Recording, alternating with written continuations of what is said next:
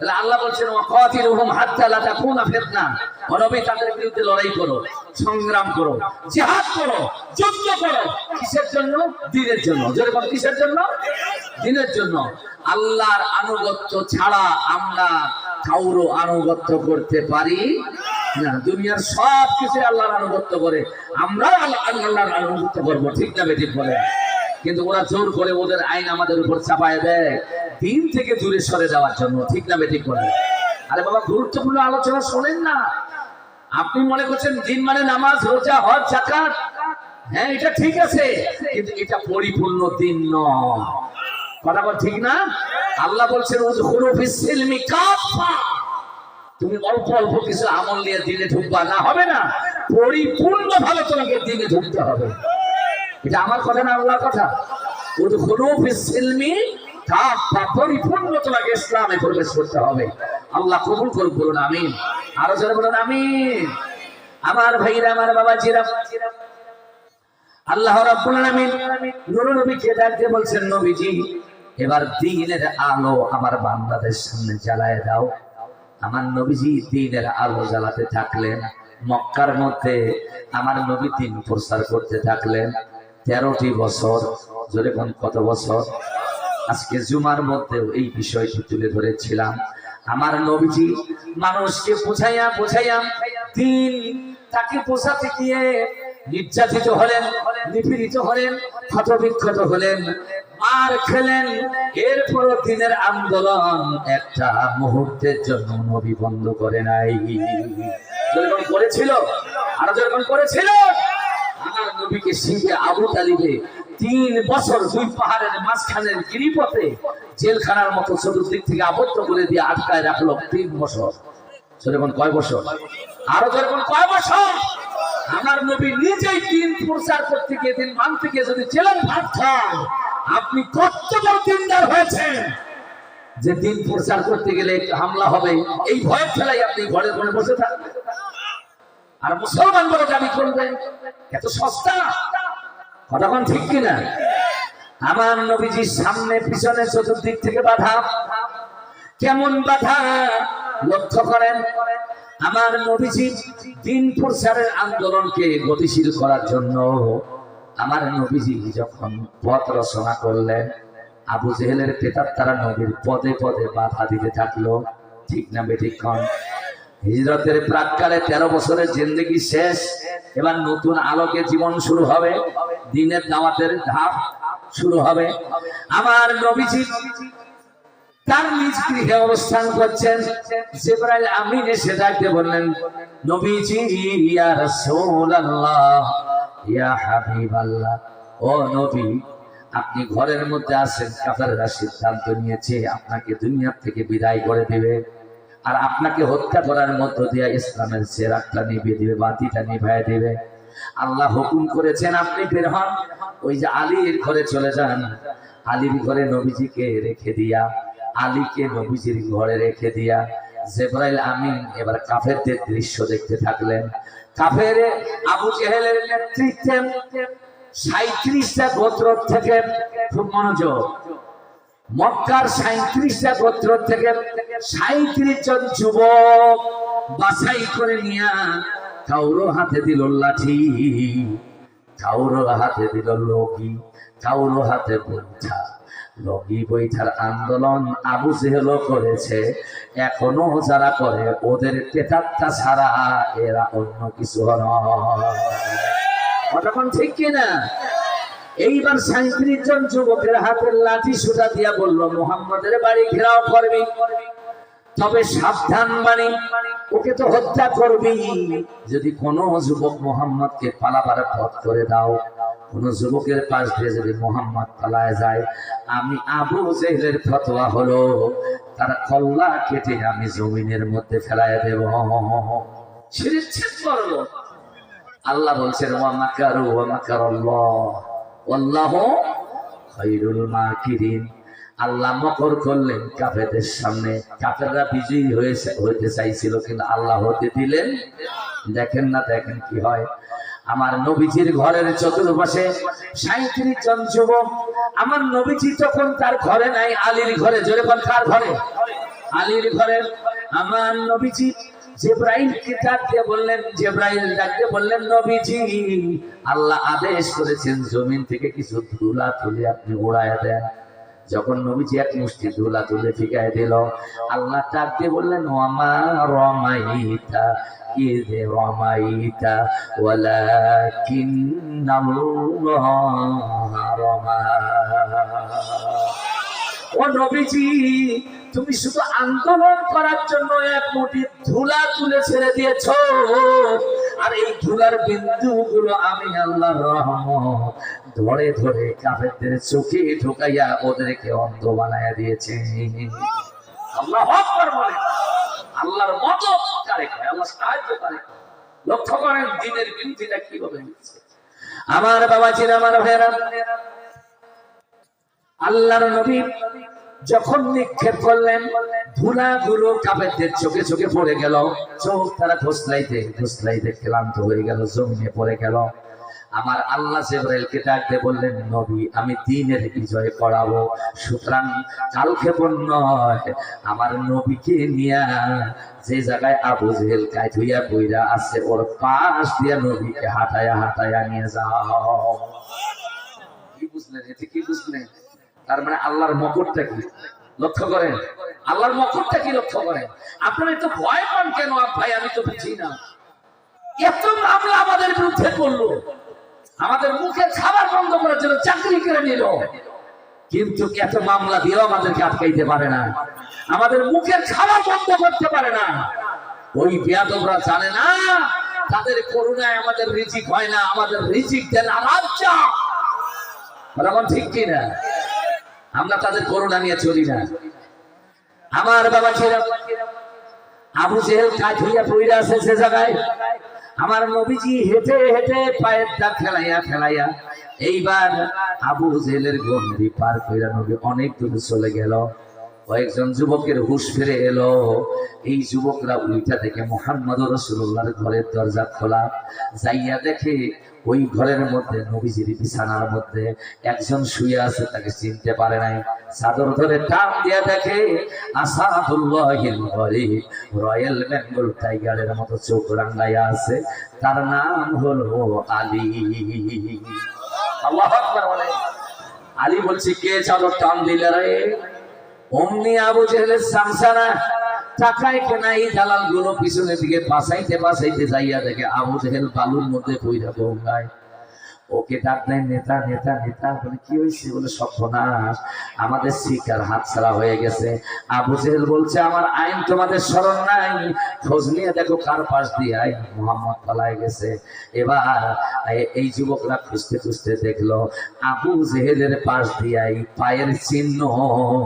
যুবকরা বলছে, নেতাজি আইন করেছেন আপনি, এবার আপনার আইনে আপনার কল্লা যাতে আপনি রায় দিয়ে দেন, কল্লা কাইটা ফেলাই।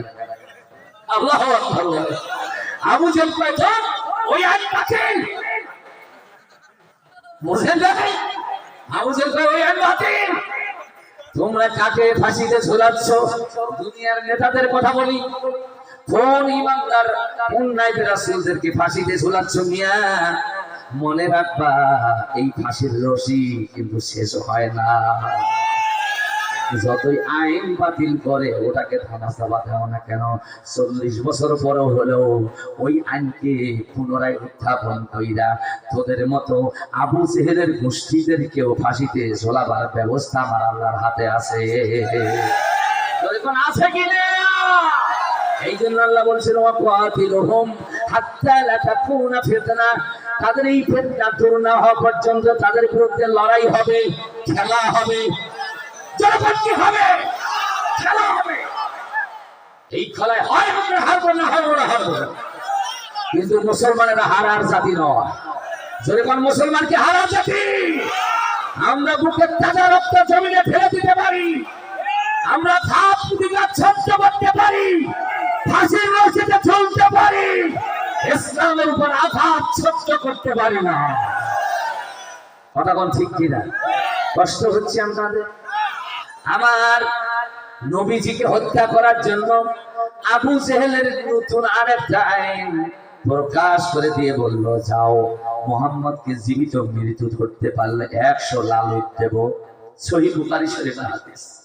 100 লালুট। সুরাকা নামে একটা চালাক, খুব সুচতুর যুবক, সুঠাম দেহওয়ালা, শক্তিশালী, এই খবরটা শুনলে আগেই ঘোড়া তরবারি নিয়ে দৌড়। আমি ধরতে পারলে 100 লালুট। আর সৌদি আরবের মধ্যে সব থেকে যে উটের দাম বেশি সেটা হলো লাল উট, যেটা এটার দাম বেশি।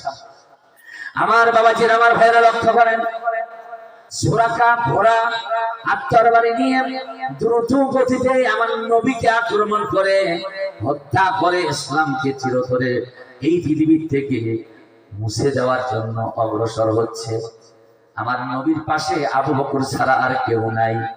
তবে এমন একজন আছে যার ক্ষমতা, যার শক্তির মোকাবেলা করার ক্ষমতা পৃথিবীর কোন বান্দরের নাই। আছে আমার আল্লাহ রাব্বুল আলামিন তাকায়, আরশ থেকে তাকায় দেখছে আমার নবীর 3 পুরুষের পতাকা। আমার নবীজি সামনে অগ্রসর হচ্ছে, পিছনের দিকে তাকায় না। সুরাকা লাঙ্গা তরবারি নিয়ে নবীর পিছনে গিয়ে উপস্থিত। আমার আল্লাহ আরশে মুআল্লা থেকে ডাক দিয়ে বললেন, ফুজহা। ফুজ মানে ধরো, হা মানে এই শয়তান। শুনতেছেন? আল্লাহ বলছেন, আরশ থেকে বলছেন, ফুজহা, এই জমিন তোমার বুকের উপরে পা দিয়া অহমিকা দাম্ভিকতার সাথে আমার নবীকে মারতে যায়। কত বড় ক্ষমতা! ফুজহা, তাকে ধর। সঙ্গে সঙ্গে মাটি ভাগ হইয়া ওই যুবককে গ্রাস করেছে। সুবহানাল্লাহ বলবেন না? ওই আল্লাহ যে হুকুম দিয়া সুরাকাকে মাটির ভিতরে ঢুকাইলেন, এখনো ওই আল্লাহ বেঁচে আছে না নাই? আসতে কোন কেন? জোরে কোন আছে কিনা? তাহলে আল্লাহ বলাদের আর ভয় পাওয়া যাবে? হিন্দারদেরকে ভয় করা যাবে? ঠিক কিনা বলে? সুরাকা যখন হাঁটু পর্যন্ত মাটির তলায় ঢুকে গেল, আমার নবীকে ডাক দিয়ে বলছে, মুহাম্মদ, সবাই বলেন সাল্লাল্লাহু, আমাকে মাফ করে দাও। কে শালা মাফ চাস? তুই কিসের মাফ চাস? হ্যাঁ, তুই তো বড় পালওয়ান, হাতে তরবারি, গায়ে শক্তি। কি মৌলবীদেরকে জিল্লতের মুখোমুখি দাঁড় করালো আমার দেশে। একটা মৌলবী ধরলে 1 লাখ টাকা পুরস্কার বাহে। আইন ছিল আমাদের দেশে, মৌলবী ধর থানায় পৌঁছাতে 1 লাখ টাকা। সন্ত্রাস ধরতে পারলে 1 লাখ টাকা পুরস্কার দেওয়ার ঘোষণা যারা দিতে পারে না, মৌলবীকে ধরার ঘোষণা দেয়। আল্লাহর কসম, ওরা কোরআন পড়লেও মুসলমান নয়, তাহাজ্জুদ দিলে হলেও মুসলমান নয়। বুঝতে হবে টাটকা শয়তান। ঠিক কিনা বলেন?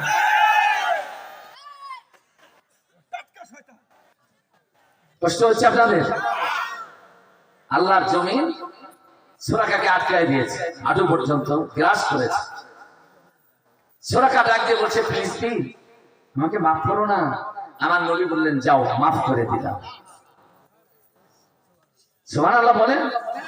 খুশি হইয়া হৃদয় ভরা ভালোবাসায় নবীর প্রেমে দেওয়ানা হয় আর আলহামদুলিল্লাহ বলে।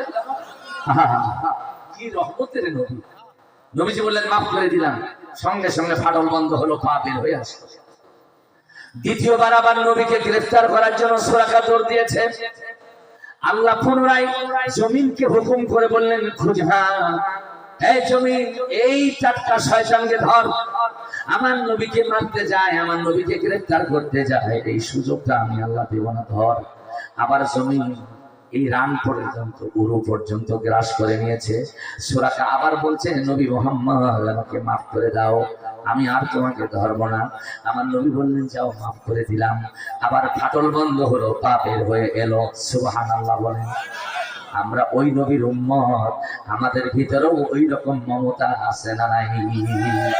আমার বাবাজির, আমার ভাইরা লক্ষ্য করেন, আল্লাহর নবী, বিশ্ব নবী আবার মদিনা মুনাওয়ারার থেকে দ্বীনের আন্দোলন গতিশীল করার জন্য রওনা দিলেন। হাঁটি হাঁটি পা পা করেন আমার নবীজি মদিনা থেকে যাচ্ছেন। সুরাকা বলছে, এবার জীবন থাক আর না থাক, এবার যে কোনো মূল্যেই হোক মুহাম্মদকে হত্যা করবই। যদি হত্যা করতে পারি 100 লাল তো আমি পাবো, 14 গোষ্ঠী নিয়ে বসে খাইতে পারবো। এইরকম ধান্দা স্বার্থ হাসিলের জন্য অনেক সুশীল সভ্য সমাজের সন্তানরা আলেমদের বিরোধিতা করে। যদি কোন ঠিক কিনা আমার ভাইরা, আমার নবীজি মদিনার পর থেকে পথ রচনা করে চলেছে। সুরাকা দ্বিতীয় শপথ তৃতীয়বারের জন্য তরবারি নিয়ে আবার অগ্রসর। এবার কাছাকাছি যাওয়ার সঙ্গে সঙ্গে আল্লাহ জমিনের প্রতি একটু ক্রোধ করলেন, রাগ করে বললেন, আল্লাহ ধরতে পারে না, যেরকম পারে না। আল্লাহু আকবার। জমিন একবারে নাভি পর্যন্ত গ্রাস করে নিল। এই সুরাকা আর কিছুই বলতে পারে না। আমার নবী রাহমাতাল লিল আলামিন পিছনের দিকে তাকায়া ওই সুরাকাকে ডাক দিয়ে বলছে, রে সুরাকা, তোমার কি এখনো বিশ্বাস হয় না আমি মুহাম্মদ আল্লাহর নবী? সুবহানাল্লাহ, সুবহানাল্লাহ। আমার নবীজি এই কথা বলার সঙ্গে সঙ্গে সুরাকার চোখের পানি ধা ধা করে ছেড়ে দিয়া চিৎকার দিয়া বলছে, মুহাম্মদ, আমার আর বুঝতে বাকি নাই, আপনি যান, আপনি ইসলামকে প্রতিষ্ঠিত করেন, দ্বীনকে প্রতিষ্ঠিত করেন। আমার নবীজি এবার এই দ্বীনের আন্দোলন নিয়ে মদিনায় গেলেন। আবাল বৃদ্ধ বনিতা যার কাছে দ্বীনের দাওয়াত নবীজি দিলেন, তারাই সানন্দে দ্বীন গ্রহণ করতে থাকলো। সুবহানাল্লাহ বলেন। আমার বাবাজি, আমার ভাইয়েরা, কিন্তু কিছুদিন পর দেখা গেল আমার নবীজির কিছু শত্রু সৃষ্টি হয়ে গেল, যারা ক্ষমতাসীন হইবার বড় বাসনা ছিল, যারা চাইছিল মদিনার প্রেসিডেন্ট হবে, মদিনা রাষ্ট্র চালাবে, এরকম বাসনা তাদের মধ্যে ছিল। তারা নবীজির সাথে শত্রুতা শুরু করে দিল। আমার নবীজি সাল্লাল্লাহু আলাইহি ওয়াসাল্লাম বুঝতে না পারলেও আমার আল্লাহ বুঝায় দিয়া ওহী নাযিল করে বললেন, ইয়া আইয়ুহান নাবিয়্যু জাহিদুল কুফফারা ওয়াল মুনাফিকিনা ওয়াগলুজ আলাইহিম। চিৎকার দিয়ে কন্যা মারহাবা। আল্লাহ তাআলা বললেন, হাবিব, ইয়া আইয়ুহান নাবিয়্যু, হে নবী, জাহিদুল কুফফার, কাফেরদের বিরুদ্ধে যুদ্ধের ডাক দিয়ে দাও, ওয়াল মুনাফিকিন, আর যারা মুনাফিক তাদের বিরুদ্ধে যুদ্ধের ডাক দিয়ে দাও। এবার এই মুনাফিক আর কাফের গোষ্ঠী ইসলামের পথে বাধা দিবে, যেখানে লড়াই হবে সেইখানে। সুবহানাল্লাহ বললেন। তাহলে বোঝা যায় ইসলাম প্রাথমিক অবস্থায় বাধা বিপত্তি উপেক্ষা করে দেওয়া হয়েছিল, নির্যাতন নিপীড়ন সহ্য করে। কিন্তু মাদানী জীবনে যখন ইসলাম প্রচার শুরু হয়ে গেল, আমার আল্লাহ ডাইরেক্ট ঘোষণা দিয়েছেন, ইসলাম প্রচার করতে গিয়া বাধা দিবে যেখানে, লড়াই হইবে সেইখানে।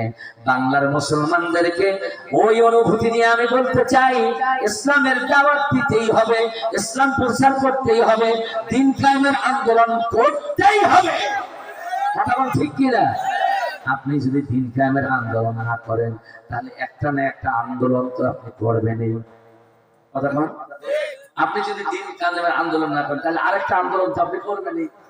সেই আন্দোলনটা যদি আল্লাহ বিরোধী হয়, ওই আন্দোলন যদি অজ্ঞতা বর্বরতার দিকে হয়, আমার নবীজি হাদিসের মধ্যে বললেন, ওমান তাবিদাল জাহিলিয়াতি ফাহুয়া সুসাবিল জাহান্নাম ওয়া ইন সামা ওয়া সাল্লা।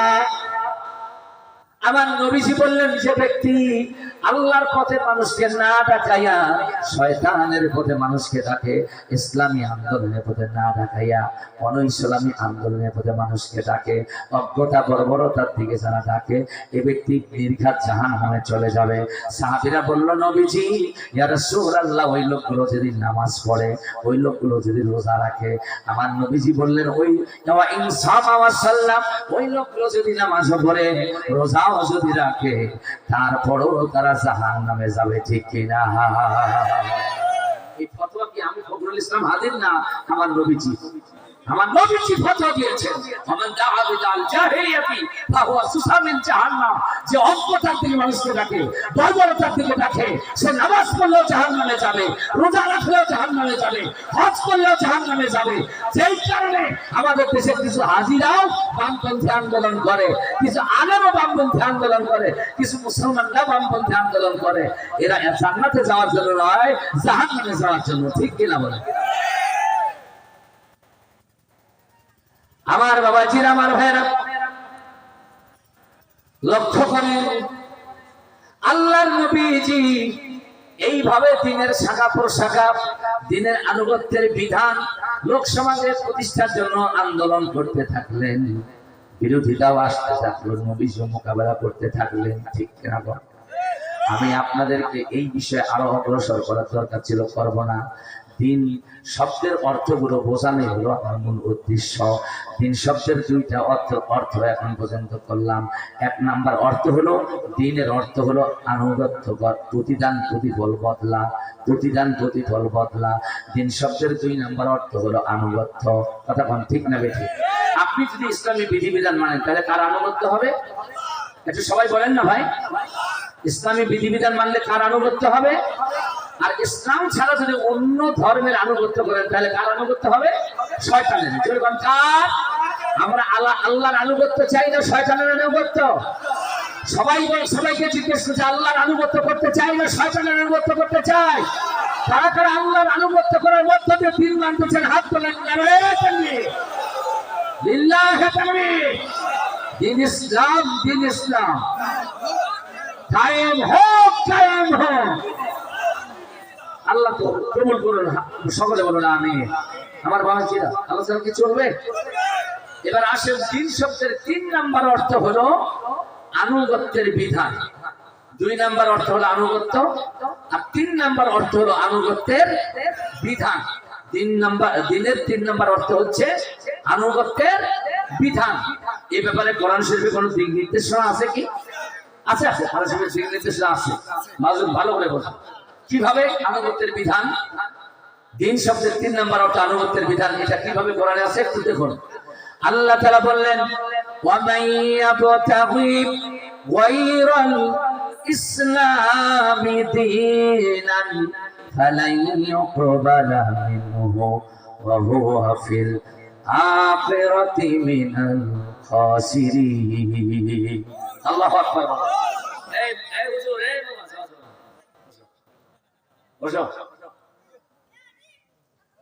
এই আলোচনা আজকে বাবা, পরশুদিন বাবা, শোনো না, মূল পয়েন্টটা তো আমার সামনে রে বাবা। আজকের আলোচনার মূল পয়েন্টটাই হলো সামনে, আর এটা না শুনে যাওয়া বড় বোকামি হয়ে যাবে। আল্লাহ তাআলা বললেন, ওয়া মান ইয়াবতাগি গায়রাল ইসলামি দীনান,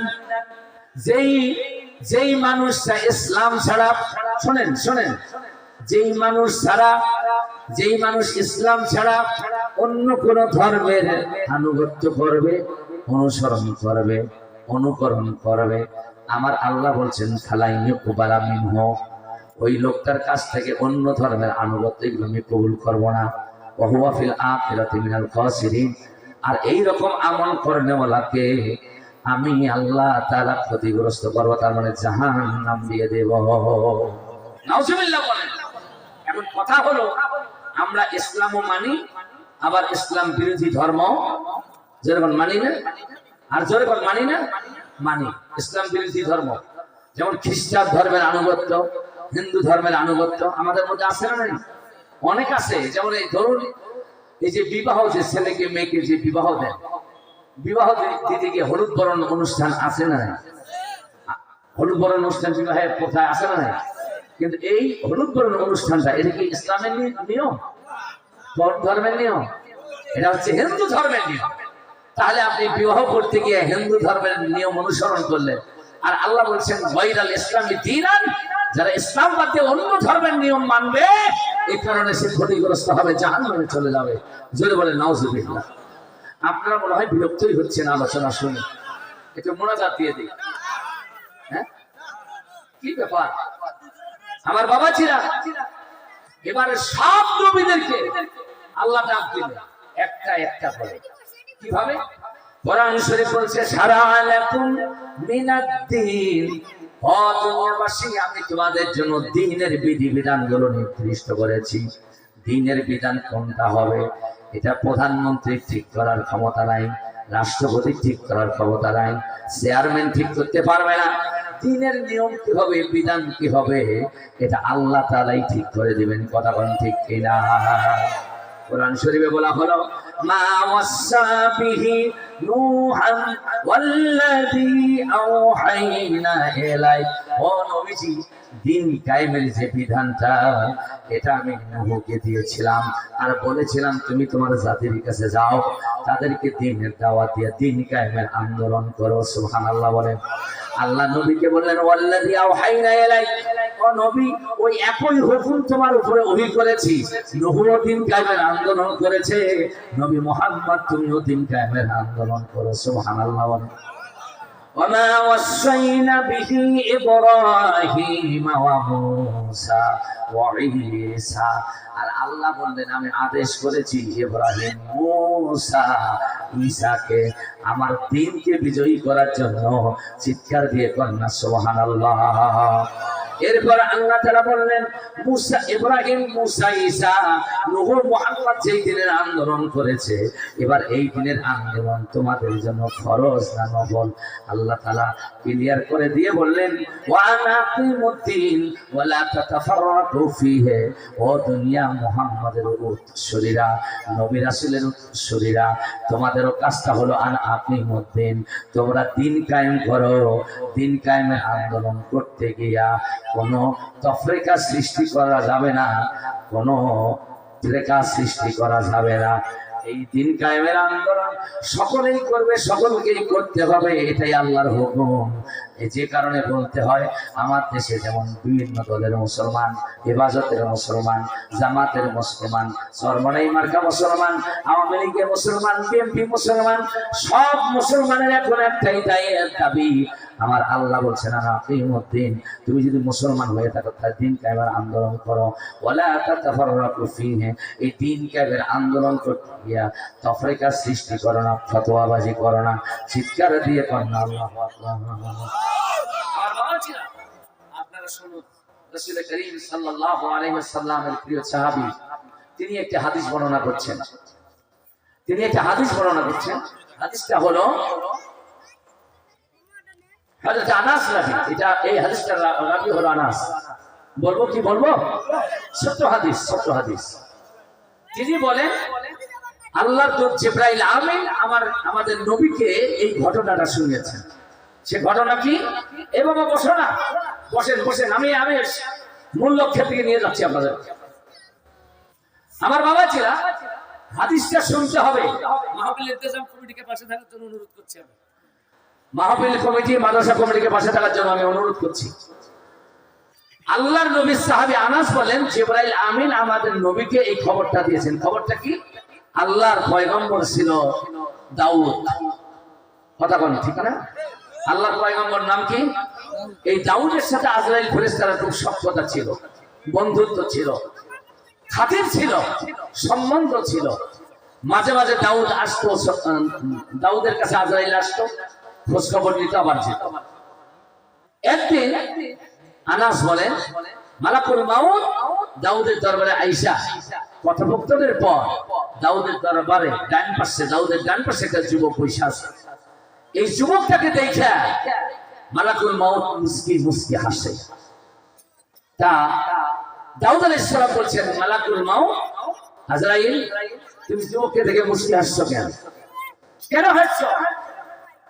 তখন মালাকুল মাউত বলছে দাউদ তুমি জানো না এই যুবক খুব বাহাদুর, এর শক্তির বাহাদুরি, ক্ষমতার বাহাদুরি, পেশি শক্তির বাহাদুরি আমাদের সমাজের কিছু উদ্ভট যুবকের মধ্যে আছে না, যেরকম আছে কিনা? তা এইরকম এই যুবকটারও খুব বাহাদুর, কিন্তু তোমার কাছে আসে ওহীর জ্ঞান আহরণ করে নিজের আত্মাকে পরিশুদ্ধ করার জন্য। দাউদ আমি দেখতে পাচ্ছি এই যুবকটার হায়াত নাই, এই যুবকটার হায়াত নাই। কয়েক মিনিট পরেই এই যুবকটা বিদায় হবে, আমি আমার তালিকায় তার নাম পেয়েছি। কথা বলে দাউদ চলে যাচ্ছে। কিছুক্ষণ পর এই যুবকটা উঠা দাউদের দরবার ত্যাগ করছে। দাউদের দরবারের বাহিরে এক পা আর ভিতরে এক পা, এমন অবস্থায় মালাকুল মাউত সময়ের দিকে তাকায় দেখে যুবকের আর সময় নেই, হাত বাড়ায় তার রূহ কবজ করবে। আল্লাহ আরশ থেকে ডাক দিয়ে বলছে, আজরাইল থাম থাম থাম। আজরাইল হাত গুটাই নিয়েছে, আল্লাহকে ডাক দিয়ে বলছে, আল্লাহ হোয়াট ইজ ম্যাটার, ব্যাপার কি? এটা তোমার আইনে ওর হায়াত শেষ, এখন আমার দায়িত্ব পালন করতে হবে তো। আল্লাহ বলছেন, খালি রূহ নিতেই জানিস, জান কবজ করতেই জানিস, আর কিছু চোখ দিয়ে দেখিস না? তাকাও দাউদের দরবারে, তাকায় দেখ, ওই যুবক বের হচ্ছে, আর ওইখানে আমি একজন রহমতের ফেরেশতা পাঠিয়ে দিয়েছি, ফকির বানায়া। কি বানায়া? কি বানায়া? ফকির বানায়া। এই রহমতের ফেরেশতা ফকিরের রূপ ধারণ কইরা ওই যুবকের সামনে গিয়ে বলছে, এই যুবক, আল্লাহর ওয়াস্তে কিছু দে। আল্লাহু আকবার বলে। যুবক একটু কাশুমাশু করছে, আবার থামো, দে, তাড়াতাড়ি দে, কারণ হায়াত শেষ হয়ে যাচ্ছে। এই ফকিরের ধমক খাইয়া, ফকিরের ধমক খাইয়া যুবক পকেটে হাত দিয়া যা পাইছে তাই বের করে দিচ্ছে। এখন এই ফেরেশতা রূপী ফকির ওই যুবকের অনুদান যখন নিয়ে এইভাবে মালিকের কাছে হাত তুলেছে, সুবহানাল্লাহ বলবেন না? হাত তুলে ফকির দোয়া করছে, রব্বুল আলামিন, তুমি কি জন্য আমাকে পাঠাইছো তা তো আমি জানি না, তবে এই যুবকের কাছে এসে তোমার নাম নিয়ে সাহায্য চাইলাম, আল্লাহর ওয়াস্তে কিছু দিয়ে দাও। আল্লাহ সেও গুনে দেয় নাই, আমিও গুনে নেই নাই, যা দিছে তা তোমার জন্যই দিয়েছে। আল্লাহ, আমি তোমার কাছে গোলামের বদন্যতার অবদানটুকু পৌঁছাইয়া দিয়া একটা আবেদন করি, মাবুদ তুমি কবুল করে নিও। এই কথা কইয়া এইবার ফকির রূপী ফেরেশতারা আল্লাহকে ডাক দিয়ে বলছে, আল্লাহ, আমি দোয়া করি, এই বারাকাল্লাহু ফি উমরি, এই যুবকের হায়াতের মধ্যে তুমি বরকত দিয়ে দাও।